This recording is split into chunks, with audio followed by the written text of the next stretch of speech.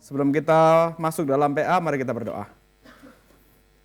Bapa kami yang di surga, kami bersyukur untuk anugerah yang terus Kau limpahkan kepada kami. Pada malam hari ini kembali Kau kumpulkan kami untuk mengikuti PA yang terakhir di bulan November ini, sebelum kami sungguh-sungguh masuk di bulan Desember dan merayakan Natal. Maka biarlah pada perenungan untuk kami mempersiapkan diri menyambut kedatangan kelahiran Yesus Kristus yang dirayakan.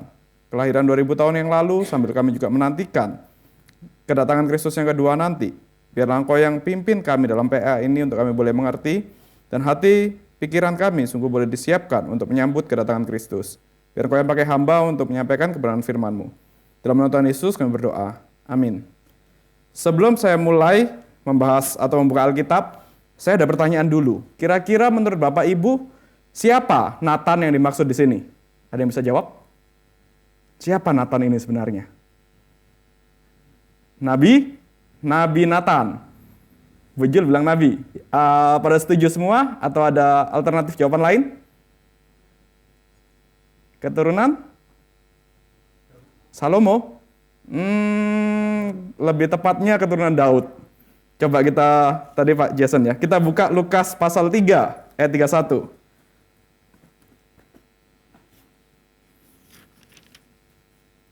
Lukas pasal yang ketiga ayat 31.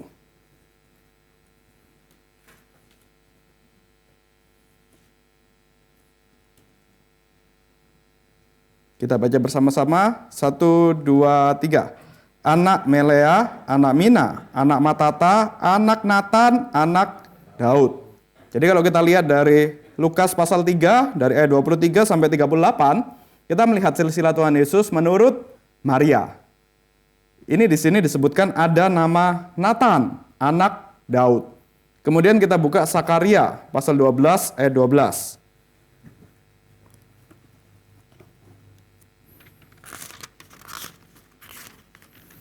Kitab Sakaria pasal 12 ayat yang ke-12.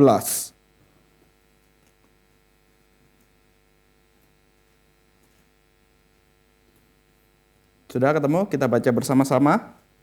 Oh, masih ada yang nyari. Sakaria itu sudah dekat-dekat sama Perjanjian Baru.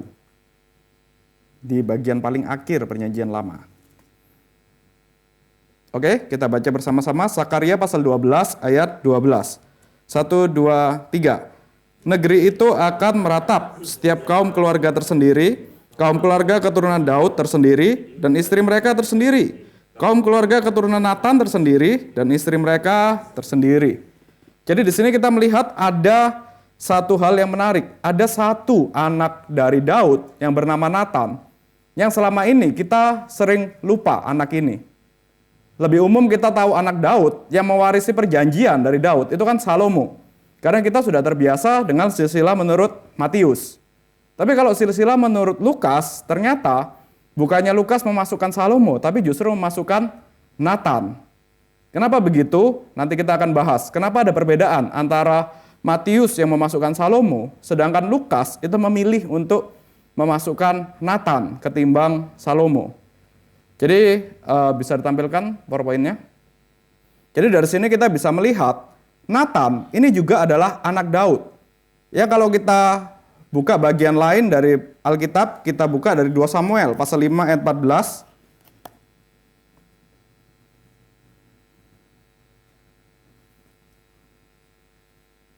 Dua Samuel pasal 5 ayat 14 kita baca bersama-sama.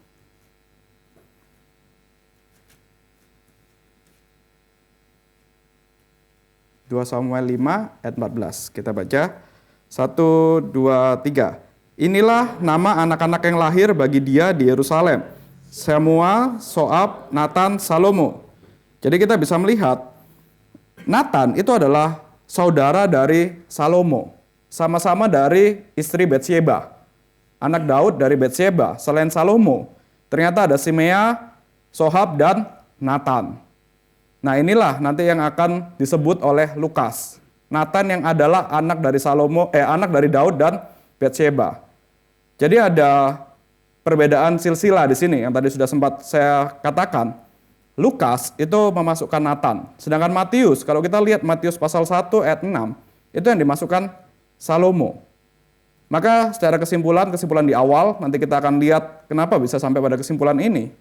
Karena penekanan Lukas maupun penekanan Matius itu ada tujuannya sendiri. Lukas itu menekankan silsilah Yesus secara natural, secara biologis. Keturunan menurut Maria. Maria adalah keturunan dari Daud. Daud tapi dari jalur Nathan secara biologis. Itu bisa dilacak. Sedangkan Matius ini membahas mengenai legalitas, mengenai perjanjian Tuhan, itu diteruskan menurut bukan hanya soal keturunan secara biologis, tapi ada simbol legalitas. Ada simbol siapa yang nanti mewarisi tahta kerajaan Daud, yaitu Salomo, kalau menurut Matius. Nah, tetapi kita bisa lihat juga, ada hal yang lain selain satu bicara legal, satu bicara natural. Kalau kita perhatikan sungguh-sungguh, Matius itu endingnya sampai pada ayah angkatnya Tuhan Yesus lah, ayah Tuhan Yesus selama di dunia ini, yaitu Yusuf. Sedangkan Lukas itu sampai pada Maria. Maka kita bisa simpulkan, kalau ada orang yang berargumen, loh Tuhan Yesus itu kenapa disebut sebagai keturunan Daud, padahal dia kan bukan anak kandung dari Yusuf. Nah, argumennya bisa kita pakai dari Lukas. Dia anak Maria loh. Maria itu adalah keturunan dari Daud juga. Daud yang punya anak namanya Nathan. Dari situ. Nah, sedangkan kalau Matius itu kan berakhirnya di Yusuf yang memang tidak ada hubungan biologis dengan Tuhan Yesus, karena dia hanya ayah selama Tuhan Yesus, ya ayah angkat lah, kurang lebih seperti itu, selama Tuhan Yesus menjadi manusia. Jadi dari sini kita bisa lihat, dari sisi Yusuf maupun dari sisi Maria, sudah terbukti ini adalah keturunan Daud. Baik dari sisi legal, baik dari sisi biologis, terbukti Yesus Kristus, anak yang dilahirkan itu Desember nanti, itu adalah keturunan Daud. Nah, karena itu, kembali lagi, karena membahas keturunan Daud, kita tidak bisa lepas dari perjanjian Tuhan dengan Daud. Maka di sini, sebelum masuk ke perjanjian Tuhan, ada seorang teolog bernama Tony Evans, dia mengatakan, Allah mengatur sebuah romansa antara Yusuf yang terhubung dengan Daud melalui Salomo, dan Maria yang terhubung dengan Daud melalui Nathan. Sehingga memastikan bahwa Yesus memiliki hak legal sekaligus biologis atas garis keturunan Daud. Maka sudah pasti, inilah keturunan Daud yang dimaksud itu.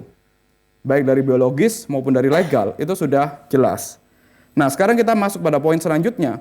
Karena ini membahas mengenai keturunan Daud, baik dari biologis, baik dari hukum tadi, dari legal, maka kita akan lihat perjanjian Tuhan dengan Daud. Perjanjian Tuhan dengan Daud itu dapat kita temukan dalam 2 Samuel pasal 7. Dan ini merupakan salah satu tema penting dalam perjanjian lama.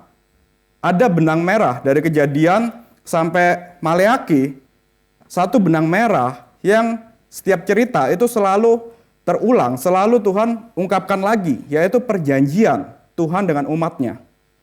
Perjanjian Tuhan dengan Abraham. Abraham disuruh melihat bintang di langit, pasir di laut, keturunannya akan sebanyak itu. Ada tanda sunat. Kemudian perjanjian Tuhan dengan Musa dan Israel. Ada tanda 2 loh batu. Kemudian perjanjian Tuhan dengan Daud yang hari ini akan kita bahas. Yaitu Tuhan yang berjanji bahwa nanti dari keturunan Daud itu akan ada raja yang kerajaannya kekal. Akan ada satu dinasti yang tak terputus-putus. Satu kerajaan yang kekal dengan raja yang kekal dari keturunan Daud. Dan raja itu nanti yang akan membangun bait Allah. Dan inilah kenapa Daud itu juga awalnya salah mengira. Dikira yang dimaksud oleh perjanjian itu adalah Salomo. Maka dia menyiapkan bait Allah, bahan-bahannya untuk dibangun oleh Salomo. Tapi ternyata bukan Salomo. Ternyata ada yang jauh lebih besar daripada Salomo. Dan kalau menurut Lukas, ini justru dari keturunan Nathan, bukan Salomo. Maka kita bisa lihat, satu janji yang menjadi fondasi bagi pengharapan Mesianes Israel. Jadi ketika bangsa Israel menantikan datangnya Juru Selamat, Sang Mesias, sebenarnya mereka itu melihat lagi perjanjian Tuhan dengan Daud. Tetapi mereka entah bagaimana, mereka luput untuk melihat bahwa penggenapannya itu dalam Yesus Kristus. Mereka hanya melihat perjanjian Tuhan dengan Daud itu adalah satu makna politik, militer. Mereka berharap nanti akan ada Mesias yang datang dengan pasukan yang sangat besar, yang membebaskan bangsa Israel dari penjajahan Roma, konteks pada waktu itu, yang membebaskan bangsa Israel agar mereka menjadi seperti kerajaan pada zaman Raja Daud. Kerajaan yang megah sekali, kerajaan yang begitu brilian, begitu kuat. Itu yang mereka lihat, kerajaan secara politik dan militer. Makanya ketika Yesus Kristus lahir, keturunan Daud, baik dari segi legalitas tadi maupun juga dari segi keturunan biologis, mereka luput untuk melihat. Karena keturunan Daud yang satu ini bukannya bawa pasukan banyak, malah bawa 12 orang yang biasa saja. Bukan cuma biasa saja, bisa dikatakan mereka itu orang-orang yang terlalu bodoh bagi zaman itu. Orang-orang yang tidak terpelajar, orang-orang yang tidak bisa angkat senjata, orang-orang yang cuma jadi nelayan, orang-orang yang cuma saat ada yang pemungut cukai, ada juga yang bahkan teroris. Teroris itu maksudnya ada orang-orang yang kayak Thomas, itu sebenarnya bukan dari orang yang terpelajar, tapi dia memang orang yang suka membangkang. Orang-orang seperti itu bukan pasukan yang besar, bukan pasukan yang bisa mengalahkan Romawi.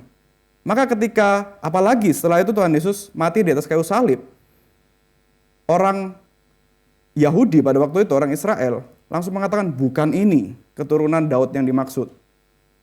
Maka dari itu mereka luput untuk melihat ini. Padahal inilah pengharapan mesianik mereka. Mereka melihat kepada Daud, tapi mereka luput melihat Yesus Kristus. Maka kita bisa lihat dalam konteks perjanjian baru, Yesus dari Nazaret ini diidentifikasi sebagai anak Daud yang menggenapi janji tersebut. Dari 4 Injil anak Daud itu muncul, kemudian juga bahkan sebelum Injil sekalipun, pada zamannya Paulus itu juga memunculkan istilah anak Daud. Jadi nanti kita akan bahas satu persatu. Nah, karena itu kita akan lihat isi perjanjian Tuhan dengan Daud secara lebih spesifik. Setidaknya ada 4 poin yang bisa kita lihat. Pertama, janji akan dinasti yang kekal. Kemudian hubungan bapa dan anak antara Allah dan Raja Daud. Kemudian yang ketiga, peran raja sebagai mediator perjanjian. Yang keempat, janji bait Allah dan hadirat Tuhan. Inilah konten dari perjanjian Tuhan dengan Daud yang kita akan pelajarin satu persatu hari ini dan kita akan lihat penggenapannya dalam Yesus Kristus. Janji dinasti yang kekal yang tadi kita lihat, itu ada di 2 Samuel pasal 7 ayat 13. Mari kita buka.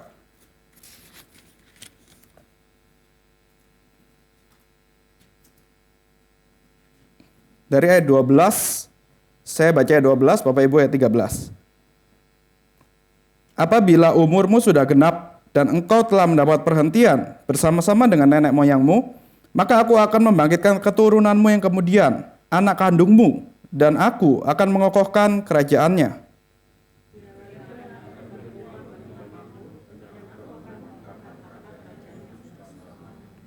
Ayat 16 saya baca, keluarga dan kerajaanmu akan kokoh untuk selama-lamanya di hadapanku. Tahtamu akan kokoh untuk selama-lamanya. Jadi di sini Tuhan berjanji bahwa dari Daud itu akan ada keturunan yang kerajaannya kokoh untuk selama-lamanya. Ada dinasti yang tidak akan habis-habis. Yang terus menjadi raja, kerajaan yang terus bertahan sampai selama-lamanya. Dan janji ini bersifat unilateral. Allah sendiri yang bersumpah untuk menjaganya. Allah yang berjanji, tetapi Allah juga yang bersumpah bahwa dia akan memegang janji itu. Maka meskipun Daud dalam kehidupannya dia juga seringkali jatuh, seringkali Daud kalau dia membayangkan nanti dari keturunan dia, itu akan ada raja yang menggenapi perjanjian dengan Tuhan. Tapi kehidupan Daud ternyata nggak kudus-kudus amat. Ternyata dia juga sebelum Tuhan berjanji, dia sudah berdosa. Dia sudah berzina dengan Batsyeba, kemudian membunuh suaminya. Kemudian setelahnya pun juga Daud masih bukan seorang yang benar-benar sempurna hidupnya. Tetapi ternyata karena keberdosaan Daud bukan berarti Tuhan menggagalkan perjanjiannya. Tuhan tetap pegang janji ini. Meskipun Daud salah mengerti, dikira penggenapannya itu dalam Salomo, Tuhan tetap pegang perjanjiannya. Di tengah keterbatasan seorang untuk mengerti firman Tuhan, di tengah keterbatasan kita mungkin untuk bisa mengerti janji Tuhan, itu bukan berarti karena berdasarkan pengertian kita atau kekurang pengertian kita, maka perjanjian Tuhan itu batal atau berlanjut. Enggak. Dari sini kita bisa lihat, inilah kenapa kita mengatakan diselamatkan oleh anugerah. Anugerah Tuhanlah, kemurahan hati Tuhan, kesetiaan Tuhanlah yang memegang perjanjian. Maka dalam keterbatasan kita mungkin mengerti firman Tuhan, dalam keterbatasan kita untuk bisa tahu banyak hal akan Alkitab misalnya. Mungkin kalau kita juga bertanya-tanya, oke, di Reform kita banyak tahu, tapi bagaimana dengan orang-orang yang di daerah, orang Kristen yang cuman taunya Yesus Kristus, Tuhan dan Juru Selamat aja, titik. Nggak tahu doktrin ini, nggak tahu doktrin itu, gimana? Atau bahkan ada salah mengerti karena keterbatasan. Gimana? Dari sini kita bisa lihat, ternyata meskipun salah mengerti, Daud salah mengerti sekalipun, Tuhan tetap pegang perjanjiannya. Inilah diselamatkan oleh anugerah. Pengertian kita terbatas. Memang bukan berarti ini jadi alasan untuk kita nggak belajar. Tetapi dalam kita belajar, ada kalanya kita terbatas memang. Kita harus terus belajar, harus terus cari tahu siapa Tuhan, Tuhan yang menyatakan dirinya kepada kita. Tetapi tetap terbatas. Dan dalam keterbatasan itu, Tuhan tetap pegang janjinya. Tuhan yang tetap oleh anugerah selamatkan. Inilah keselamatan oleh anugerah. Jadi di sini kita bisa lihat Allah sendiri yang menjaga perjanjian dengan Daud, Allah sendiri yang menjaga keselamatan kita. Dan kalau kita kembali lagi ke Daud, meskipun ada unsur disiplin ketika keturunan Daud berbuat dosa, kasih setia Tuhan tidak akan ditarik seperti yang terjadi pada Saul. Nah, ini berbeda. Dari keturunan Daud, kalau kita lihat keturunannya Daud itu terutama yang dari Salomo, kalau dari Nathan nanti kita akan lihat. Kenapa Lukas itu memasukkan Nathan? Nanti kita lihat. Kalau dari Salomo, kemudian anaknya Salomo aja, itu kan langsung berdosa. Langsung bikin kerajaan itu terbelah menjadi dua. Kemudian keturunannya lagi, ada raja yang baik, ada raja yang tidak baik. Ternyata nggak semua keturunan Daud itu baik. Tetapi di tengah raja yang kadang ada yang bejat sekali, ada raja yang benar-benar membawa penyembahan dewa-dewa kepada kerajaan Israel, bikin bangsa Israel, Yehuda maupun juga Samaria itu jadi menyembah berhala. Tetapi ternyata Tuhan tidak menggagalkan perjanjiannya. Tuhan tetap pegang janji ini. Janji yang nanti akan kita lihat tergenapi dalam Yesus Kristus. Jadi ini yang pertama, ada janji akan dinasti yang kekal. Kemudian yang kedua, kalau kita lihat di pasal 7 ayat 14 dari 2 Samuel, dikatakan, aku akan menjadi bapaknya, dan ia akan menjadi anakku. Apabila ia melakukan kesalahan, maka aku akan menghukum dia dengan rotan yang dipakai orang, dan dengan pukulan yang diberikan anak-anak manusia. Tetapi kasih setiaku tidak akan hilang daripadanya, seperti yang kuhilangkan daripada Saul, yang telah kujauhkan dari hadapanmu. Dari sini kita bisa lihat, ada relasi anak dan bapa. Penggambaran antara relasi Daud sebagai anak, Tuhan sebagai bapa. Mulai ada gambaran keluarga Tuhan di sini. Muncul kerangka pertama tentang anak Allah dalam relasi kerajaan. Kalau kita lihat di Mazmur 2 maupun Mazmur 89, istilah ini muncul lagi dan berkembang. Daud benar-benar akhirnya menyadari relasi kita dengan Tuhan itu bukan cuma perkara Tuhan yang transenden ataupun Tuhan yang adil ataupun Tuhan yang memang dia maha kuasa, memang dia besar tapi dia tidak peduli kepada umatnya. Enggak, ternyata Tuhan itu seperti seorang bapa yang menyayangi anaknya. Ada relasi kasih yang begitu intim. Bukan seperti seorang polisi dengan masyarakat biasa, hakim dengan masyarakat biasa yang ya cuma pakai hukum aja, dingin gitu relasinya. Enggak. Ternyata di sini ada relasi bapa dan anak. Maka dari itu, kalau kita lihat Mazmur-Mazmur Daud, itu kan ada keintiman, ada kedekatan. Seperti Daud itu sedang curhat kepada bapaknya. Ada gambaran puisi, berani mengatakan kepada Tuhan, engkau adalah gembalaku misalnya. engkau seperti perisai yang melindungiku misalnya, ada keintiman, kedekatan. Jadi dari sini mulai ada relasi. Inilah perjanjian Tuhan dengan Daud. Bukan cuma sekedar secara legal itu Tuhan akan terus pegang janjinya, tapi Tuhan juga jaga sebagai seorang bapa yang menjaga anaknya. Dan Daud juga bisa berelasi kepada Tuhan sebagai seorang anak yang berelasi kepada bapaknya. Kemudian aspek yang ketiga dari perjanjian Tuhan dengan Daud, ada peran raja sebagai mediator perjanjian. Di sini raja itu tidak hanya pemimpin secara politik, tetapi memimpin secara rohani dan menjadi perantaraan umat. Inilah kenapa kalau kita lihat Daud itu berbeda dibanding dengan Saul misalnya atau raja-raja yang lain. Daud ini juga ada aspek rohaninya. Melalui Mazmur kita bisa lihat. Ternyata Daud juga ada aspek ketika dia menyampaikan Mazmur, itu bahkan ada tanda-tanda bahwa nanti akan datang Mesias. Ada Mazmur mesianik misalnya, seperti itu. Karena Daud itu bukan hanya pemimpin politik kali ini, tetapi dia juga pemimpin rohani dan perantaraan umat. Daud dan nanti keturunan Daud itu akan memerintah atas nama Allah sebagai wakil kerajaan Allah di bumi. Kesetiaan atau ketidaksetiaan raja memiliki implikasi teologis bagi seluruh bangsa. Maka dari itu, kalau kita lihat keturunannya Daud, misalnya, yang tidak baik, Manasye atau siapapun itu, ketika dia bawa penyembahan Baal, itu bukan cuma dia dan keluarganya yang berdosa, tapi yang berdosa itu jadi seluruh bangsa Israel. Karena raja di sini sekarang bukan hanya sekedar masalah politik, tapi masalah memimpin rohani dan menjadi perantaran umat. Dan ini yang nanti akan jadi cicipan, yang akan jadi tanda-tanda raja yang sejati itu seperti apa dari keturunan Daud.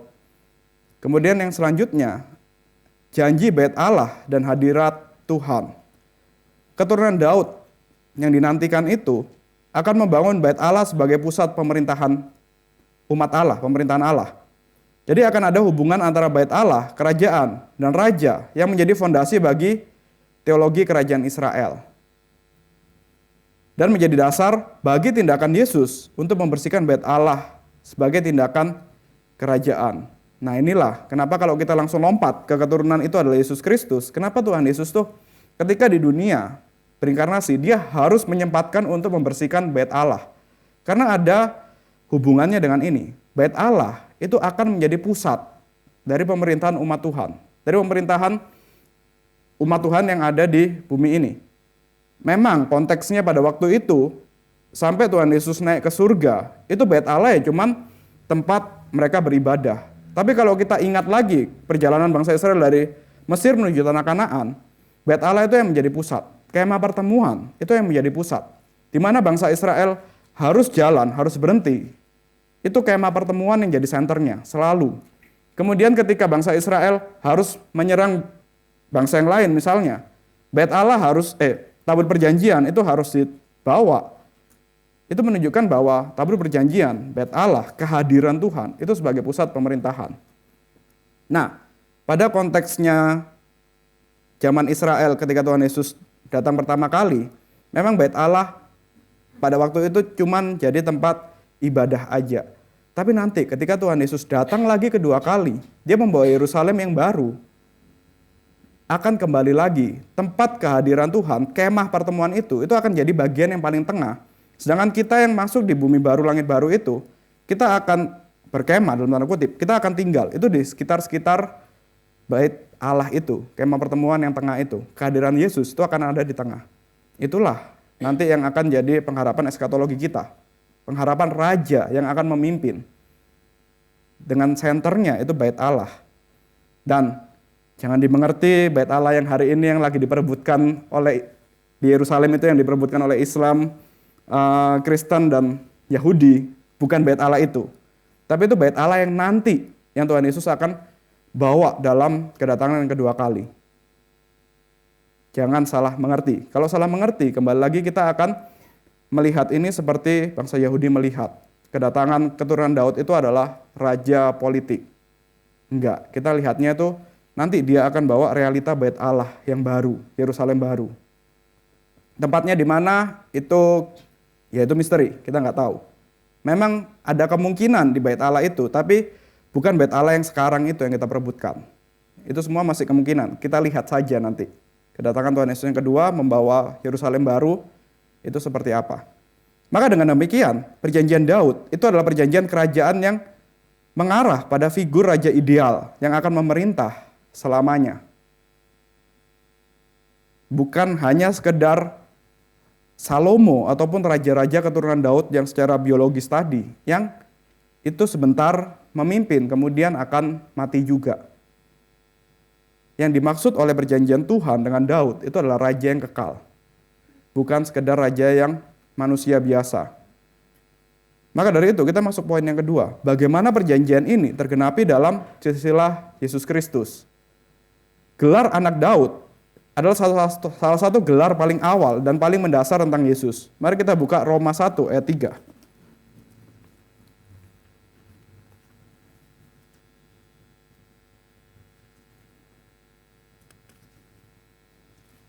Kita baca bersama-sama Roma 1 ayat 3, 1, 2, 3. Tentang anaknya yang menurut daging diperanakan dari keturunan Daud. Jadi di sini kalau kita lihat dalam tradisi, kalau belajar teologi, Paulus itu dikatakan dia menyampaikan surat-suratnya, menyampaikan firman Tuhan, bermisi, berkeliling, itu bahkan sebelum 4 Injil ditulis. Temannya Paulus itu Lukas. Lukas itu belajar banyak dari Paulus. Maka Lukas itu menulis Injilnya setelah Paulus melayani. Maka kita bisa berargumen, istilah anak Allah itu sudah dari kekristenan awal-awal, dari gereja mula-mula. Istilah ini sudah anak Daud, istilah ini sudah dipakai dari gereja mula-mula. Bukan dikeluarkan oleh Matius, oleh Lukas, Markus ataupun Yohanes. Tetapi memang dari mula-mula gereja itu sudah pakai istilah anak Daud ini kepada Yesus Kristus. Maka kita akan lihat 3 poin dari pengenapan perjanjian dalam Yesus Kristus. Pertama, pengakuan gereja perdana, kemudian yang kedua, silsilah sebagai pernyataan teologis, bukan sekedar sejarah. Dan yang ketiga, Yesus sebagai puncak seluruh harapan perjanjian Daud. Ini yang tadi saya katakan, bahwa sebelum Injil Sinoptik ditulis sekalipun, gereja mula-mula itu sudah pakai istilah anak Daud untuk menyebut pada Yesus Kristus. Dan ini bukan hanya merujuk pada silsilah historis, tetapi juga makna mesianik.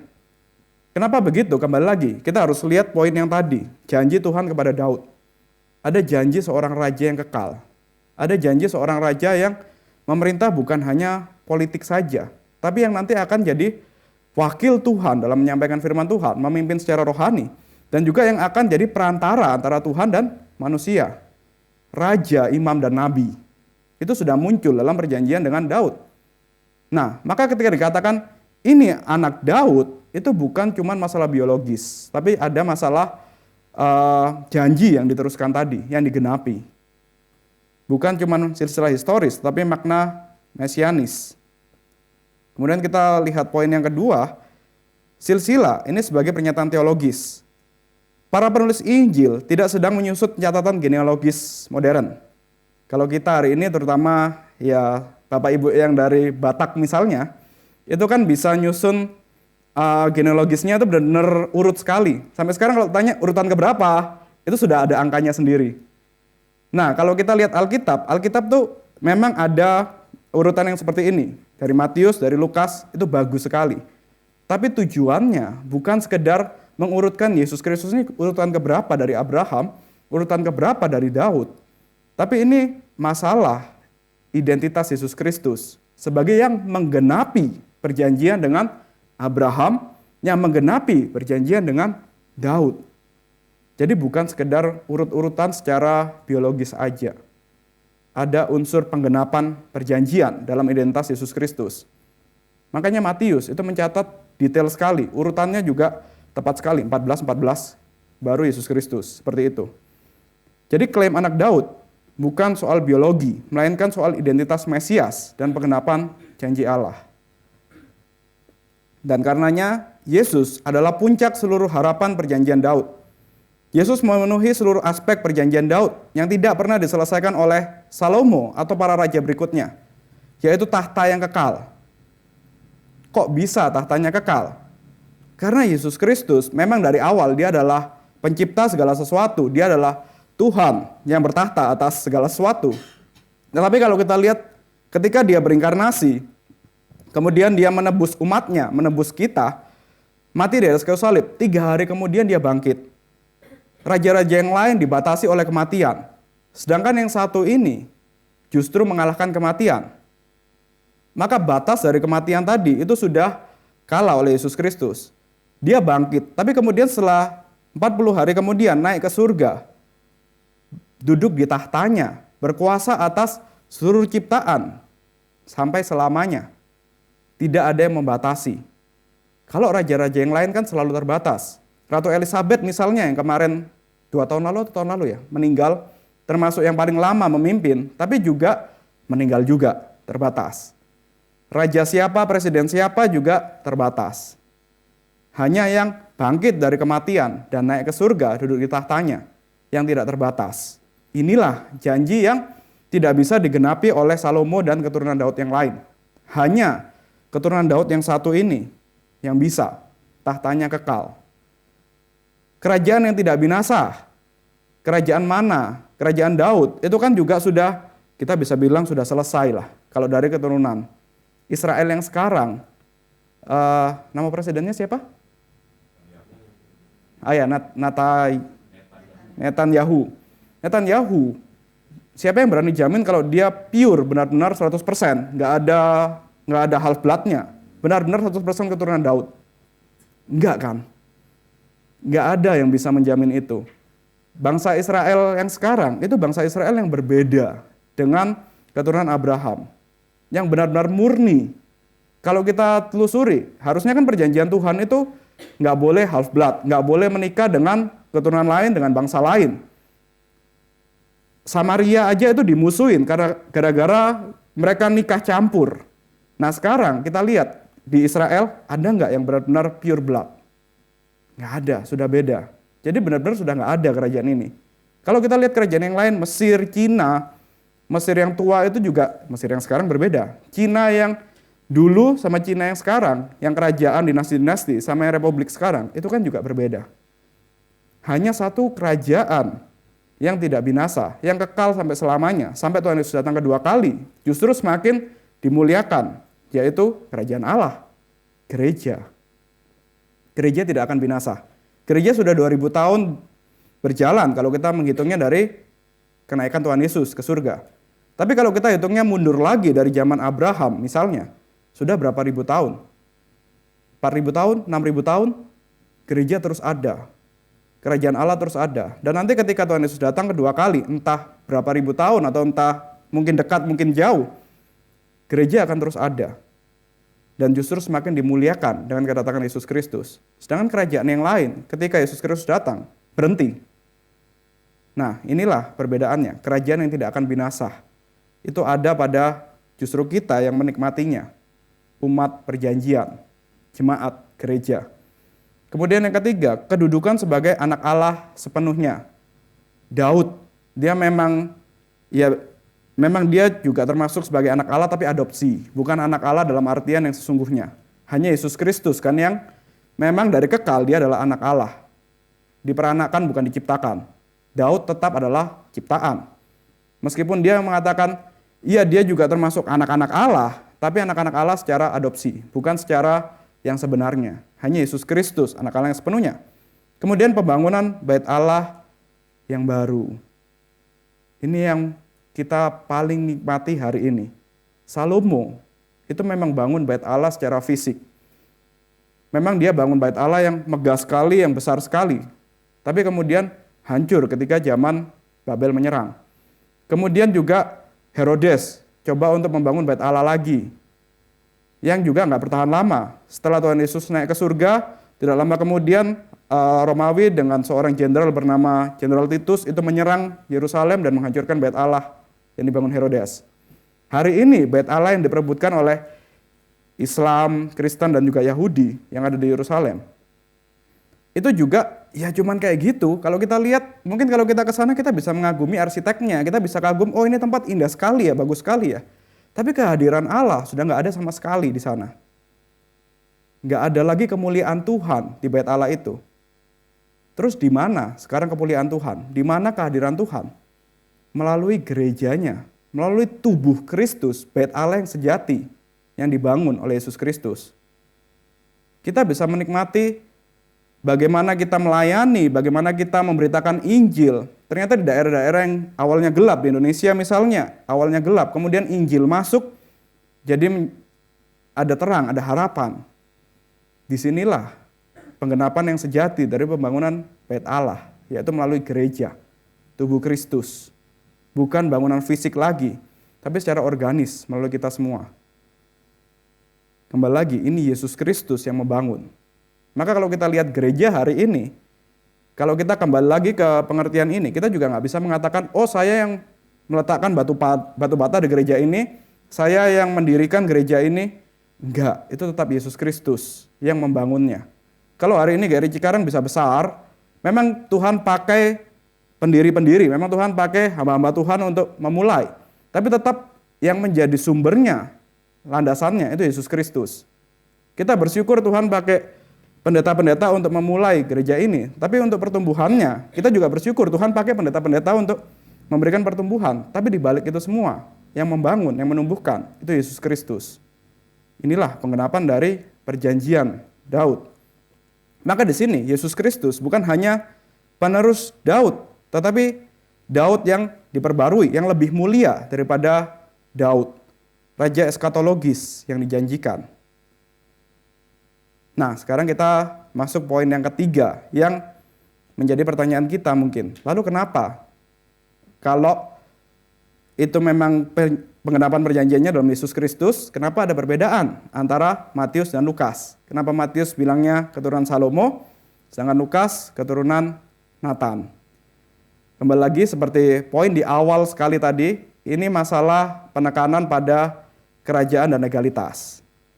Matius ini menampilkan Yesus sebagai anak Daud, anak Abraham. Mengapa melalui Salomo? Karena Salomo ini adalah penerus sah tata Daud. Secara legalitas, yang meneruskan kerajaan itu adalah Salomo. Melalui Salomo, bait pertama dibangun. Sehingga garis Salomo menekankan royal authority. Matius ingin menampilkan Yesus sebagai Mesias, raja yang sah secara legal dan politis. Maka dengan demikian, Matius menegaskan Yesus sebagai pewaris legal tata Daud. Pewaris legal, pewaris yang sebenarnya dari perjanjian Tuhan secara legalitas. Nah, sedangkan Lukas melalui jalur Nathan menekankan pada kemanusiaan universal dan keputraan sejati. Maka kalau kita lihat dari Injil Lukas tadi, Lukas pasal 3, kalau kita lihat ujungnya itu kan kepada Adam. Dimulai dari Maria, kemudian diakhiri kepada Adam. Di ayat 38, Lukas pasal 3 ayat 38, anak Enos, anak Set, anak Adam, anak Allah. Ada nuansa universal di sini. Semua adalah keturunan Adam. Yesus Kristus juga adalah keturunan Adam. Nuansa universal yang mau ditekankan oleh Lukas.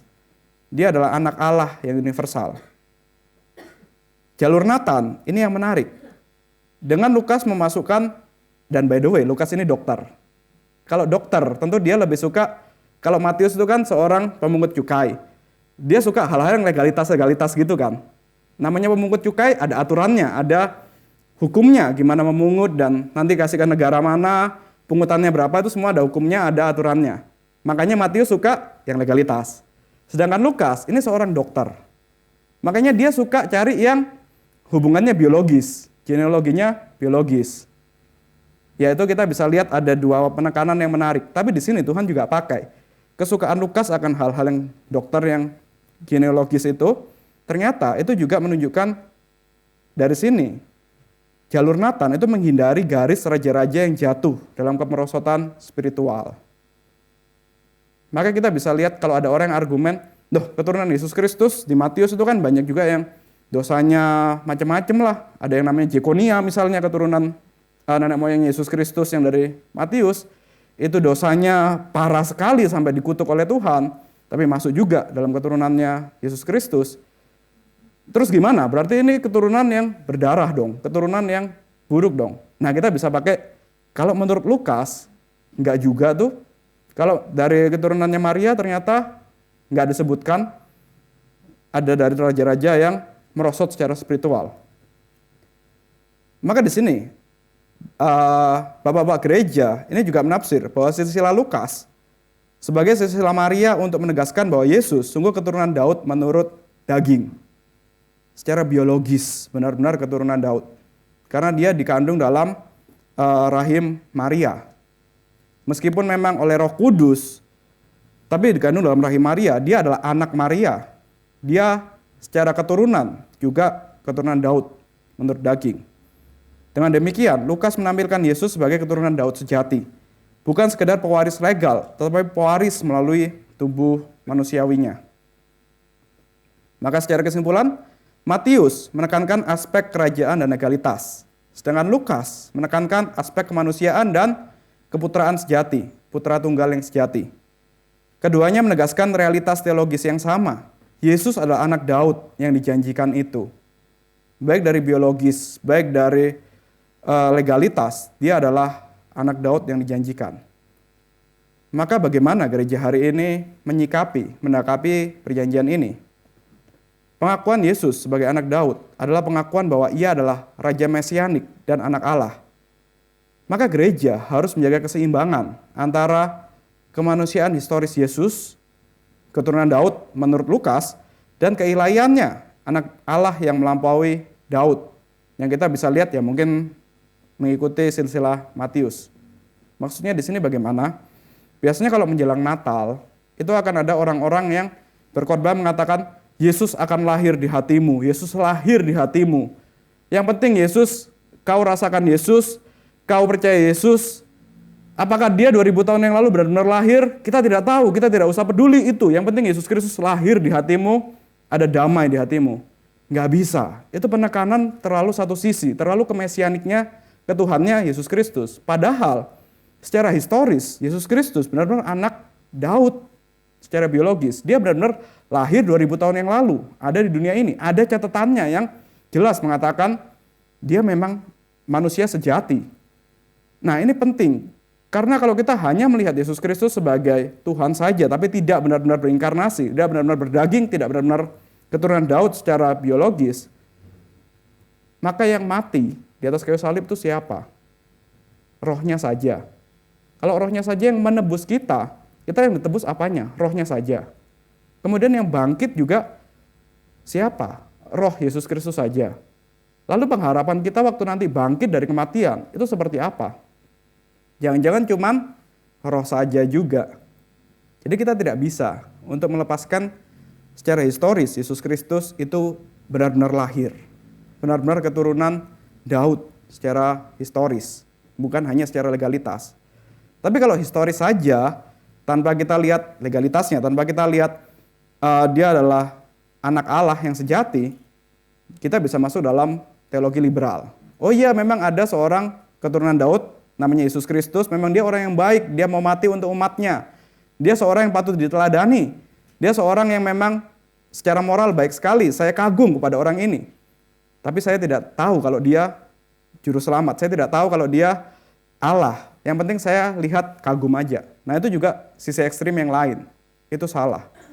Nah, maka dari sini, ketika kita mempersiapkan diri untuk menyambut Natal, kita perlu seimbang. Kita perlu melihat, iya memang Mesias, Tuhan yang akan lahir ke dunia. Tuhan yang lahir ke dunia. Tetapi dia bukan hanya sekedar Tuhan, tapi dia benar-benar menjadi manusia, keturunan Daud. Dia benar-benar menjadi manusia yang sama seperti kita.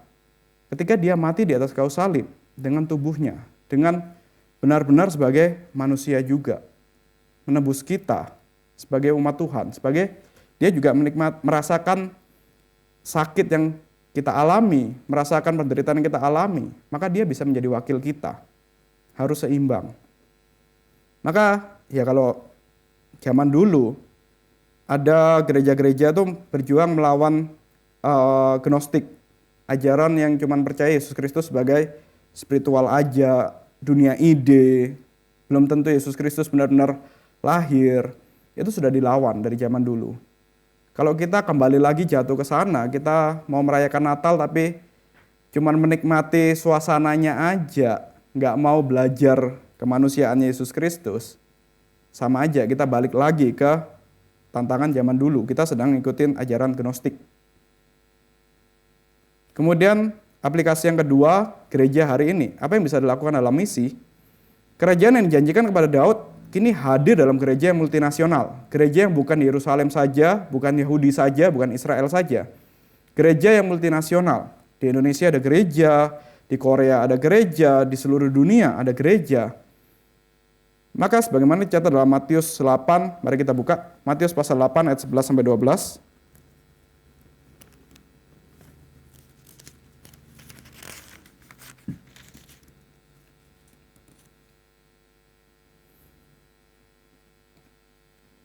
Saya baca ayat 11, kemudian Bapak Ibu ayat 12 dari Matius pasal 8. Aku berkata kepadamu, banyak orang akan datang dari timur dan barat dan duduk makan bersama-sama dengan Abraham, Ishak dan Yakub di dalam kerajaan surga.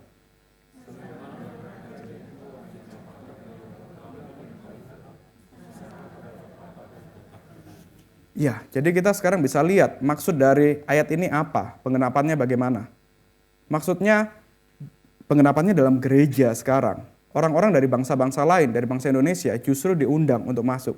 Tapi justru orang Israel yang tidak percaya Yesus Kristus sebagai Mesias, sebagai Juru Selamat, justru dicampakkan. Maka di sini gereja adalah Israel eskatologis. Kitalah yang menikmati pengenapan dari janji Daud itu. Tempat bangsa-bangsa datang kepada Raja Mesias ini. Dan secara eskatologis, penggenapan perjanjian Daud itu belum selesai sepenuhnya. Nanti akan kerajaan yang benar-benar dengan penuh kemuliaan datang, itu ketika Tuhan Yesus datang kembali kedua kali. Yesus naik ke tahta, tetapi kerajaannya menunggu manifestasi penuh pada kedatangannya kembali. Gereja hari ini masih hidup dalam ketegangan already dan not yet, sudah dan belum, pemerintahan Mesias. Maka dari itu ya kita hari ini menantikan Natal. Beberapa hari lagi memang Desember kita menantikan Natal, tapi kita juga jangan lupa kita juga menantikan kedatangan Yesus Kristus yang kedua kali. Kita bukan hanya mengingat ke belakang 2000 tahun yang lalu Yesus Kristus lahir, kemudian mati menebus kita juga menantikan yang ke depan Tuhan Yesus akan datang lagi, dan itu pasti. Hanya memang waktunya misterius. Kapan waktunya kita hanya bisa menantikan dengan iman, tapi itu pasti. Kenapa gereja hari ini masih belum tampak kemuliaannya begitu besar, masih ditindas misalnya, gereja di Afrika itu masih di Nigeria dan negara-negara Afrika itu masih ditindas. Di Indonesia aja gereja juga izinnya susah, juga banyak yang dibakar, banyak yang ditindas juga. Kenapa masih terjadi? Kembali lagi, karena kita masih dalam ketegangan already dan not yet. Memang Yesus Kristus bertahta atas kehidupan dunia, atas kehidupan ciptaannya, atas kehidupan kita, terutama umatnya. Tetapi dia belum sungguh-sungguh menyatakan kebesaran tahtanya yang benar-benar mutlak itu, karena masih menunggu. Menunggu untuk kita bertobat, menunggu untuk umat Tuhan bertobat, dan menunggu untuk non-umat Tuhan menumpuk dosanya, untuk nanti dihukum benar-benar dalam hukuman yang kekal. Bukan berarti Tuhan Yesus diam begitu saja, bukan berarti Tuhan Yesus membiarkan gereja teraniaya, kita berbuat dosa seenaknya. Dia melihat itu semua. Dia menantikan kita bertobat atau sedang menghitung dosa kita untuk nanti dijadikan penghukuman. Inilah bedanya antara umat Tuhan dan yang non-umat Tuhan. Jadi masih ada ketegangan already dan not yet dalam pemerintahan Yesus Kristus. Maka secara kesimpulan, perjanjian Tuhan dengan Daud merupakan fondasi teologis penting yang diteruskan ke perjanjian baru untuk menegaskan bahwa Yesus Kristus adalah Raja Mesias yang dijanjikan. Pengenapannya terletak pada identitas Yesus sebagai anak Daud yang menepi janji Allah, yang membangun bait sejati, memerintah selamanya, dan membawa berkat bagi bangsa-bangsa. Matius menekankan legitimasi kerajaan Yesus melalui garis Salomo, sedangkan Lukas menekankan keputraan manusiawi Yesus Kristus melalui garis Nathan. Gereja hari ini dipanggil untuk hidup sebagai umat kerajaan Mesias, memproklamasikan bahwa janji Allah telah digenapi dalam Yesus Kristus dan akan disempurnakan kelak ketika Ia datang sebagai Raja segala raja. Kita akan masuk diskusi, sebelumnya mari kita berdoa. Bapa kami yang di surga, kami bersyukur kepada Engkau melalui perjanjian dengan Daud dan juga melalui keturunan Nathan, kami boleh belajar pengenapan di dalam Yesus Kristus yang justru itu kami nikmati karena kami di dalam Yesus Kristus diselamatkan dan dibenarkan oleh Yesus Kristus yang mati di atas kayu salib. Kami sungguh bersyukur dan biarlah kami melihat bahwa Yesus Kristus adalah Raja di atas segala raja yang bertahta, yang berkuasa atas kehidupan kami secara pribadi, secara komunal, dan juga kami bisa melihat apa yang terjadi di sekitar kami, bahwa Yesus Kristus juga yang bertahta dan berkuasa, yang melihat, mengawasi. Maka biarlah kami tunduk, percaya kepada Yesus Kristus, Sang Raja di atas segala raja ini. Kami serahkan kehidupan kami di dalam tangan-Mu, dalam nama Tuhan Yesus kami berdoa. Amin. Ada diskusi? Ada pertanyaan? Ya, Pak Ginting. Kalau kita lihat ya, ini kan tadi Nathan itu berarti dia secara biologis ya, Injil Lukas ya. Sedangkan Matius itu menekankan secara politik atau secara kerajaan ya. Dan kita lihat memang nanti seterusnya juga begitu. Tapi kalau kita tarik ke Kejadian pasal 3 ayat 15 pada waktu kutuk dikatakan Tuhan kepada ular bahwa keturunan perempuan ini akan meremukkan kepala keturunanmu. Berarti ini lebih tepat kita mengambil jalur Lukas. Ya, karena di situ Maria termasuk tadi di situ ya. Termasuk juga memang secara biologis memang di situ. Kalau secara kerajaan kita lihat memang jelas Salomo adalah raja yang terbesar. Sampai mulai dari awal sampai berakhirnya kerajaan pada waktu perjanjian lama. Dan juga kalau kita lihat bait Allah menurut bangsa Israel secara jasmani itu dibangun oleh Salomo. Tapi bait Allah yang sesungguhnya dibangun, dilahirkan menurut Lukas. Yesus Kristus kan bait Allah yang sesungguhnya, yang sempurna. Waktu Tuhan Yesus mengatakan, runtuhkan bait Allah ini dalam 3 hari, aku akan membangunnya. Itu dia menunjuk kepada dirinya kan. Betul. Jadi berarti ini kita melihat bahwa sebenarnya kalau kita lihat jalur Matius ini kan dia arahnya ke Israel ya. Yahudi secara jasmani. Israel secara jasmani, karena dia ini kalau kita lihat kan jabatan-jabatan yang dipegang oleh apapun prestasi-prestasi daripada Salomo ini. Tadi bait Allah satu, perjanjian lama, tempat bangsa Israel bertemu dengan Allah. Kalau kita sekarang, kalau kita lihat bait Allah di dalam perjanjian baru adalah Yesus Kristus, di mana Allah kita bisa bertemu dengan Allah, Dia yang memperdamaikan kita dengan Allah. Berarti ini Salomo ini lebih kita ini kan secara jasmani, lebih ke perjanjian lamanya, sedangkan jalur yang di dalam Lukas ini adalah jalur yang tadi saya katakan tadi awal tadi, Kejadian 3, keturunan perempuan yang akan meremukkan, yaitu keturunan perempuan yang sungguh-sungguh yang diwariskan, yang dijanjikan kepada Abraham itu, bahwa dialah yang kekal itu, yang tadi Bapak bilang, pertama tadi dinastinya itu kekal, yang kedua itu memberikan hubungan antara bapa dan anak, menjanjikan menjadi mediator, dan yang ketiga tadi pusat, menjadi pondasi. Ini saya kalau lihat tadi penuturan dari Pak Jeko itu berarti larinya lebih condong ke Nathan, tapi kita selama ini lebih ini karena secara duniawi di tengah-tengah bangsa Israel itu yang menonjol adalah Salomo karena dia seorang raja yang paling besar dan membangun bait Allah. Apakah betul pendapat ini? Terima kasih, Pak. Ya, terima kasih. Ya karena saya hari ini bahasnya dari keturunannya Nathan, jadi emang penekanannya seakan-akan lebih baik menurut Lukas. Tapi kita nggak bisa lihat lebih benar atau lebih baik Matius atau Lukas, kemudian kita pilih salah satu yang lebih baik atau lebih benar. Enggak, semua Alkitab dari Kejadian sampai Wahyu itu diinspirasi oleh Roh Kudus. Semua adalah firman Tuhan, semua adalah nafas dari Tuhan sendiri. Tidak ada yang lebih baik, tidak ada yang lebih buruk, tidak ada yang lebih tepat, tidak ada yang kurang tepat. Semuanya itu diinspirasi oleh Tuhan, semuanya itu tepat, baik, hanya penekanannya berbeda. Nah, kalau kita lihat dari genealogi menurut, keturunan menurut biologis, kita lihat perjanjiannya Tuhan dari Adam misalnya itu, kalau kita bacanya secara biologis, memang kita akan lihat, Lukas ini lebih tepat.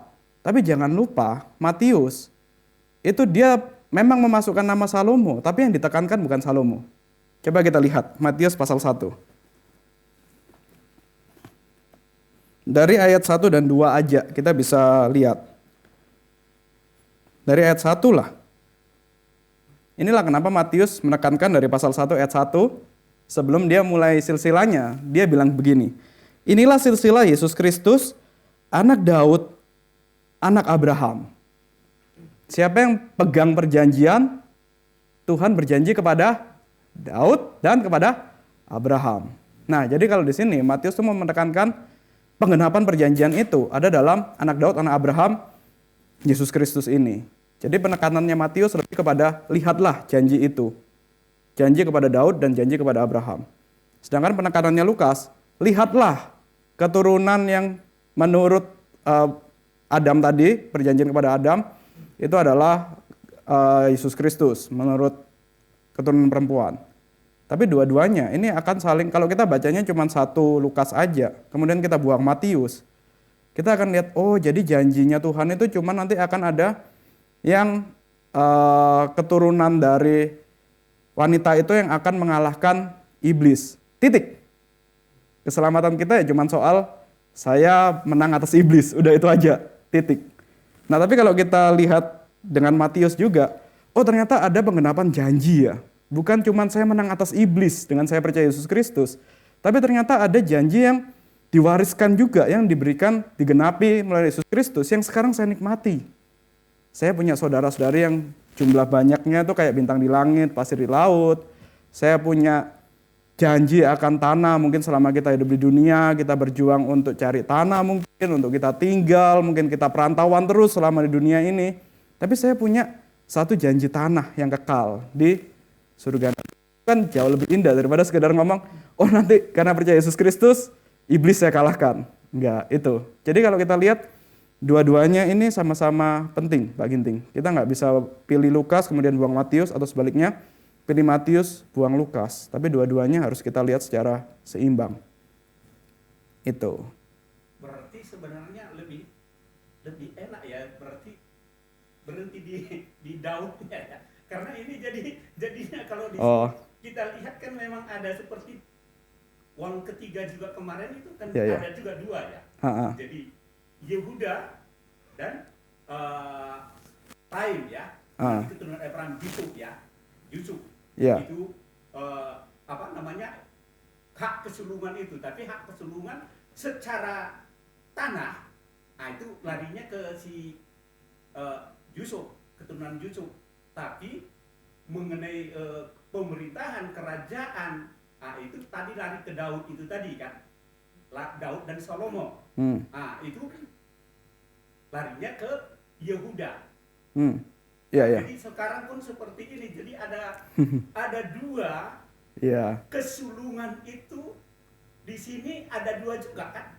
Dari Daud itu turun dua-dua yang menjadi dibikin di sini menjadi pegangan. Jadi dua-dua anaknya berperan menjalankan janji Tuhan kepada Abraham itu dilakukan oleh kedua anak ini. Berarti Salomo dan Nathan. Seperti juga dari 12 anak Yakub, yaitu mempunyai hak kesulungan itu ada juga dua, yaitu Yehuda dan juga Yusuf yang nanti di jalan lewat Efraim, begitu. Ya kalau yang Yusuf ya sudah, Yusuf itu memang berhenti sampai, kita nggak bahas itu secara dalam lah. Yang penting kita kalau lihat Matius dan juga Lukas, satu ini kan endingnya ke Yusuf, satu endingnya ke Maria kan. Kalau kita lihatnya cuman berhenti sampai di keturunan Daud, bangsa Israel itu kembali lagi, kalau kita orang Batak aja bisa bikin satu silsilah yang begitu rapi, ini umat perjanjian Tuhan, pinternya itu pinter sekali, jangan kita remehkan. Jadi dia itu bisa bikin satu urutan yang benar-benar detail, urutan yang benar-benar urut, yang benar-benar secara fakta itu benar. Itu keturunannya Daud yang akhirnya jadi Yusuf, dan keturunannya Daud yang akhirnya jadi Maria. Kalau kita berhenti cuma sampai keturunan Daud, kita bisa bilang, loh berarti Yusuf dan Maria kakak adik dong. Terus menikah.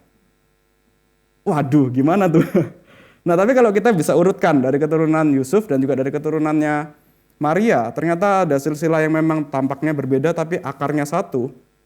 Tapi setelah berapa keturunan akhirnya menikah. Nah, itu kan jadi satu hal yang lebih indah ya. Kita bisa lihat, oh ternyata Yesus Kristus baik dari keturunan Yusuf, ayahnya secara di dunia, dan juga Maria, ibunya, ternyata benar-benar keturunan Daud. Bukan cuma masalah hukum dia keturunan Daud, tapi juga secara biologis dia keturunan Daud. Itu Pak Ginting. Jadi kita, ya itulah indahnya Alkitab. Kadang kita lihat keturunan tuh kayak, kalau kita baca kayak, apa sih ini bosen, nggak tahu. Tapi kalau kita pelajarin sungguh-sungguh, oh iya ya bisa kayak gitu ya ternyata. Satu dari keturunannya Salomo, satu keturunannya Nathan, jadi Yusuf, jadi Maria, menikah. Dua-duanya sama-sama keturunan Daud. Itu. Ada lagi? Ya, Wujul.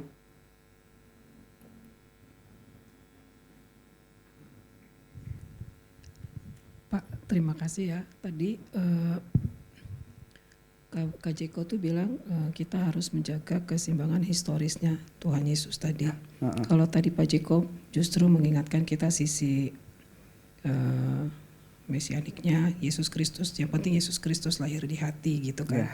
Kalau saya justru karena tadi baru melihat di YouTube ya bagaimana orang saksi Yehova selalu menekankan bahwa Yesus itu diciptakan gitu. Jadi mereka sulit sekali menerima kemesianikannya Tuhan Yesus. Menurut saya sih memang benar yang Kak Jiko bilang. Kita benar-benar harus menjaga historis itu tadi Tuhan Yesus mesianik dan juga manusia. Itu memang kita harus jaga sih historisnya supaya kita juga ngerti gitu pada saat kita juga harus berhadapan dengan seorang saksi Yehova gitu. Apa yang kita pertahankan gitu. Waktu kita berdiskusi atau diajak atau diinjili oleh mereka. Iya. Terima kasih Pak Jeko. Ya, terima kasih Wujul. Ya itulah, kalau saksi Yehova malah terlalu menekankan ke kemanusiaan Yesus Kristus. Itu liberal jadinya, salah dia. Bukan cuma liberal sih, itu emang benar-benar sudah sesat lah. Terima kasih Wujul. Ada lagi? Sudah? Kalau nggak ada, saya kembalikan ke Pak Ari.